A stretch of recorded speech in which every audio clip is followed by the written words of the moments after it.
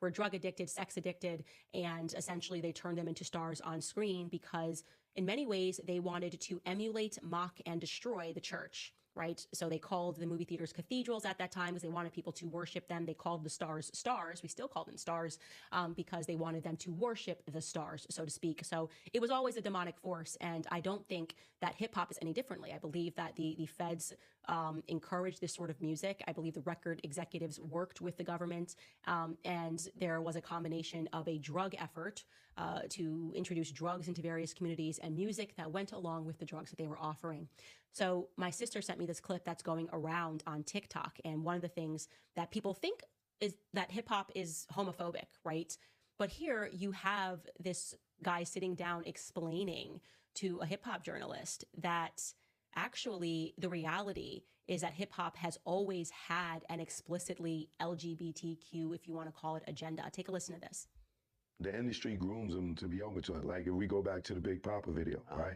Why was there, you remember the scene in the bathroom? Why was there a transgender pissing in the bathroom with the, and the guy? You standing up, right?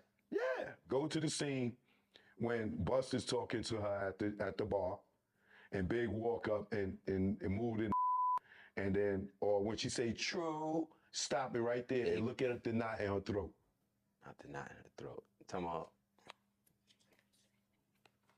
Talking about this young lady? Her name is Shamika. She was from Queens and she got killed because she was dating her, didn't know it was a man, and went to have sex with her and found out she was a man and she's dead and he's in jail. What I believe is that the Tupac Biggie got so gangster and so big that the agenda that they was about to push on us, that they later pushed on us, it just got pushed back. They was getting ready to groom us right there. They was grooming us. We got a transgender in the Big Papa video in the bathroom and the lead woman. Not only in Big Papa and Warning, she's in the bed with Biggie. And then in the Flavor in Your Ear remix, she's dancing behind LL. Right. And Hype Williams is director, and she's the lead in all three of those videos. And he's the director of all three of those videos. And it's rumored that that was his chick. That is a major clue right there. So I wanted you guys to hear that because it does seem like the industry is having a reckoning and people are realizing that this really hasn't been about just creating music. Hollywood is not just creating music for your entertainment. They are giving out frequencies and they are modifying your behavior based on the frequencies that they are giving out. And so it's important to know what it is that you're listening to. On the other end of that, every person who has tried to speak out about this, who has tried to speak out about the industry, the type of people that are controlling the industry, the attacks that people face from the media, if they try to speak out, is always the same. They're called crazy. They are always called crazy. And an example of one such individual who went through those sorts of attacks is the actor Orlando Brown. He was on Disney, and I remember everyone telling us that he was totally insane and deranged when he was saying a lot of things that at the time sounded crazy, particularly about Diddy. Take a listen. The requirement is you gotta say no to Diddy. If it's new booty in the building, you know he's gonna get it. Don't take your girlfriend to a Diddy party. You can take the but he won't you.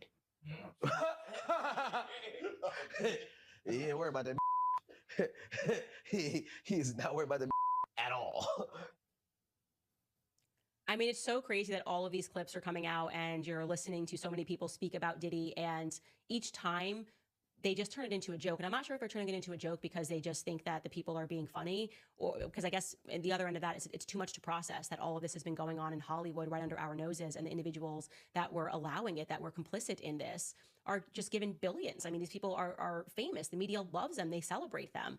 And so that's the part that always really upsets me, is that when these things take place and somebody goes down, so to speak, like a Diddy or an Epstein, the media pretends like they're surprised, when in the reality is that the media protected them for years until something broke, something came out, and they could protect them no more. Even when the allegations were coming out about Diddy, until he was arrested, the media really didn't talk about this case enough. I mean, I've been talking about it nonstop because, as I said, we have not yet gotten the big names, okay? Diddy, to me, is the fall guy. This sounds like this was a full operation as expressed from the producer, Lil Rod, who came out with this initially. It sounds like